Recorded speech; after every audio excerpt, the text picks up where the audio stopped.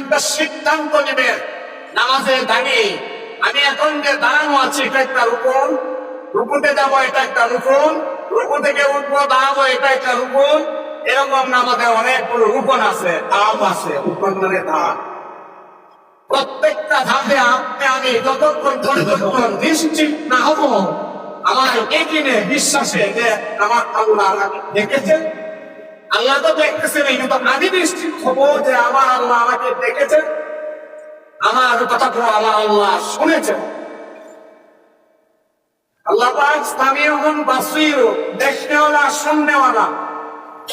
আমি এই আল্লাহর সিদ্ধান্তে পৌঁছতে না পারলেও কিন্তু আমাকে আল্লাহ দেখতেছেন, শুনতেছেন, এটাই শিওর।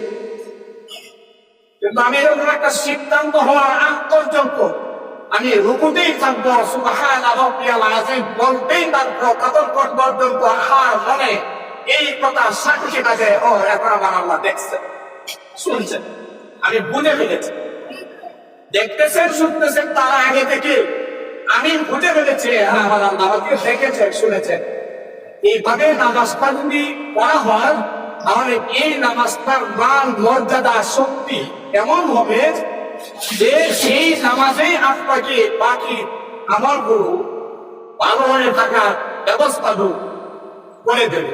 কিভাবে ভালো হয়ে থাকা যায়, কিভাবে কবরে গিয়ে শান্তি পাওয়া যায়। আর যদি এমন না হয় কি হবে?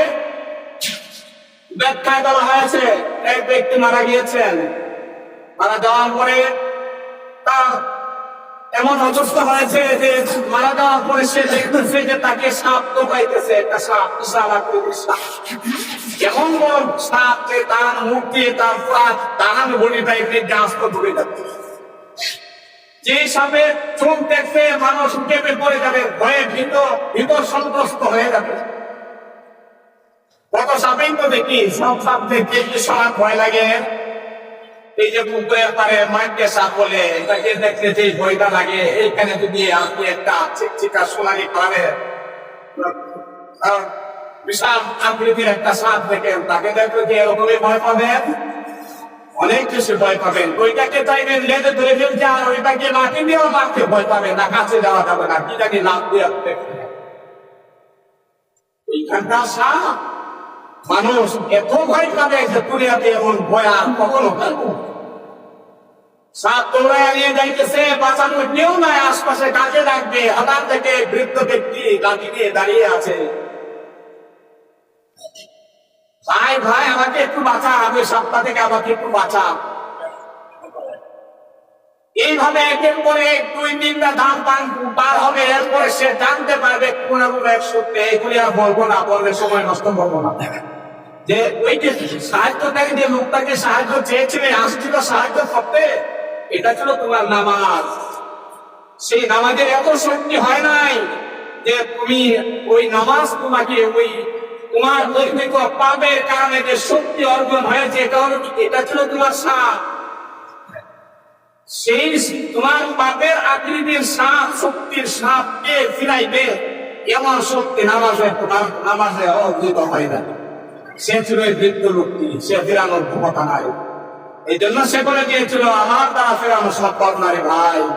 চেষ্টা তো করেছিলাম, চাইছিলাম তো ফেরাইতে পারলাম।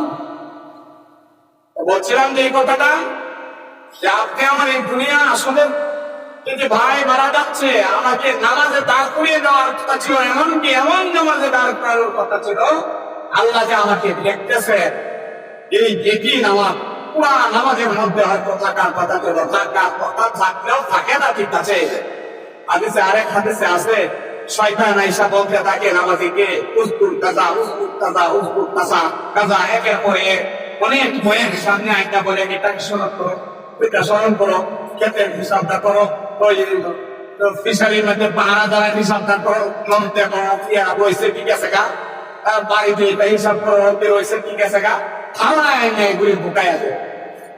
বলে যতবারই ঢুকান, যত বেশিবার ঢুকাতে পারবে আপনি তত বেশি সফল। বলে এত বেশিবার যে ঢুকাইল, তার কেমনি আমাকে 20 বার ঢুকাইছে এভাবে, তার মানে বোঝা গেল 20 বার আমি একটা কিছু দিয়েছি। আর যদি একবার ঢুকাইছে, মানে ঢুকছে তো ঢুকছে, আর আর এর থেকে বের হইতে পারবে না। কোন সময় থেকে এই সংসার সারা ছেড়ে গেছে, নিজেরা মেয়েদের কাছে সারা দিয়ে বলে কি ভাই এক সময় ছিল, এখন আর এটা নাই। অভাবের অভাবের কিনা লাগে হতো, ঠিক আছে কিনা? আছে আর এক মাস কিনা লাগে, কিনা লাগে আমারই ভালো না, কিনা লাগে না। কি পাও তুমি, তোমার কিনা লাগে না? তোমার তো ক্ষেত হই নাই, উমার হই নাই, ধান হই নাই, ফুয়াই কি পাও কিনা লাগে না? আমি তো করতে বলে দেখা যায় পয়সা পয়সা 7 মাস আগে আমার দলিলটা আসে ভাই ভাই না 5 বছর আগে যে একটা লাগছি এটা হলো পুরাইছে না। 5 বছর আগে দেখে কিনা লাগছে এটাই পুরাইছে না, নতুন করে রাখো কেমনে? নামাজ একটু কাজ করেছে, আমার মান সৈকত নিয়ে গেছে, সালাম করানোর আগে আমরা তোমার এই তো এখনো হয়েছে। আরেকটা দেবো কেমনে? আমাদের যদি 50 বার আমাকে কতটা স্মরণ হয় বুঝবো আমি। 50 বারের সৈকত নিয়েছিল আমার পক্ষে তাই নিয়ে আসছি আমি সহ, অসুবিধা কিছু নাই। কোন নিতেই পারে দিবে, শয়তান এসে বলবে উস্কুর কথা উস্কুর কথা, ওইটা স্মরণ করো এটা স্মরণ করো বলেই দিবে। কারণ আমি তো মানুষ, ফেরেশতা না, ফেরেশতাকে শয়তান ধরতে পারে না। এই কথাকে শয়তান ফেরেশতার কাছে গিয়ে তার মূল বদুয়ের কথা কাছে যাওয়ার আগে এসে ফিনিশ। আমি তো ফেরেশতা না, তারও শিশুদের কোনো আসবে। এই জন্য বলা হয়েছে যে সবচাইতে উত্তম সেই ব্যক্তি যে নাকি তওবা করে, সবচেয়ে উত্তম গুনাহগার ওই ব্যক্তি যে নাকি ওই ব্যক্তি সবচেয়ে উত্তম যে নাকি গুনাহ করে তওবা করে। তার মানে কি বুঝাইলো? যে মানেটা বুঝাইছে একদল আছে নামীদের ধরতেছে সারে গুনাহ যদি না করি তাহলে মাফ করবো না, কি বলে গুনাহ যদি না করি তাহলে মাফ করবো, এটা বের করতেছে। আসলে হাদিসের বিষয়টা তো এরকম ছিল না। বলতেছে শয়তানের ঠোঁটায় তুমি গুনাহ করে ফেলবে, ঠিক আছে, এতে করে তুমি খারাপ হইলে না, তুমি উত্তম হবে তুমি এরকম 500 বার দেখি তওবা করো। তার মানে কি বারবারই যাচ্ছে গুনাহ না করার জন্য, কিন্তু শয়তান কয়া ফেলে বুঝে ফেলি সাথে সাথে তওবা, সাথে সাথে তওবা করো। এই জন্য আমরা তো আসছি শয়তান আমাদেরকে ধরবে দিবে, তাই বলে আমি এই যে একবার গেছি আর দেওয়ার দরকার পড়ে না, এরকম যেন না হয়। বারবার তওবা করবো, বারবার আমার ফিরে আসা থেকে করবো, আর বারবারই আমি আমার দিনকে আল্লাহকে পাওয়ার আপ্রাণ চেষ্টা করবো, আল্লাহর হুকুমগুলো পালন করার আপ্রাণ চেষ্টা করবো, তাহলে আমি সফল হতে পারবো। আর না হলে এই যে আল্লাহ পাক বলছেন দুনিয়ার জীবনটা দিলাম তোমাকে পরীক্ষা করতে ফেল হয়ে যাবো। আল্লাহ পাক আপনি আমার দুনিয়া যাতে এমন ভাবে চলে ফেল যেন না, নাকাম যেন না হন। যতবার চলে যাবো আমি বলবো তু বানি হে আমার হাম হে বেনালা কম বুঝে কামে তেরে সিওয়া। তুমি তোমার হাতে সবকিছু আছে, আমি তো খালি গুনাহগার না করলাম, কিন্তু আমাকে এখন না ফরমানের পরেও আমাকে জিজ্ঞেস করা তুমি ছাড়া আর কেউ নেই। আমার অবস্থা এরকম হইবে, আল্লাহর কাছে আমাকে সবসময় এমন ভাবে করতে হবে সুবল তুমি ছাড়া তো আমার আর কেউ না। আমার কেনা জিগা তুমি তো জিগাও বারবার খাইছস, তোর রূপ গেছে, তুই সুস্থ আছস। আল্লাহ পাক আপনি আমাকে আখিরাতের জিন্দেগিটা মুশকিলের পর এর জন্য আমরা সবচেয়ে বড় ইবাদত নামাজ। আমি আমার ওই দুবার ভাই বলতেছি বলবো এই এক সপ্তাহে করতে পারা 5 ভাই চলে গিয়েছে, আমরা সব চলে গেলেও সময় নেই। 1 সপ্তাহ দরকার ছিল না, 1 মিনিটে সব চলে যেতে পারে, 1 মিনিটে চলে যেতে পারে। এই সময় গুনাহ মারছে কষ্টে বসতে কয়েক থাকবো আমার না। আল্লাহ পাকের কাছে কোনো দরকার নাই, কোন উপায় করবে এই আজরাইল দাও বলে শেষ। এর আগে আমরা ঠিক করে দেয় নামাজ পড়ে দেয় আল্লাহ পাক আল্লাহ আল্লাহ তোকে সব আজকে কি আজকে কেউ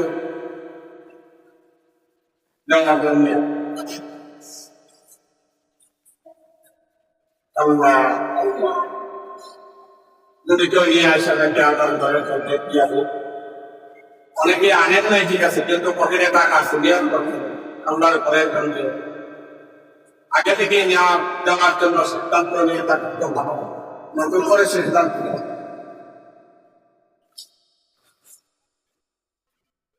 বুকা নাকি কোনো জায়গা দেবে সব নিতে আসে না। আলহামদুলিল্লাহ একজন মাথায় আল্লাহ পাকে মাথায় সুস্বাস্থ্য রোগব্যাধি থেকে আমার প্রয়োজন। আল্লাহ পাক যিনি আদর্শ শিক্ষা শিখিয়ে বলুন আদৌ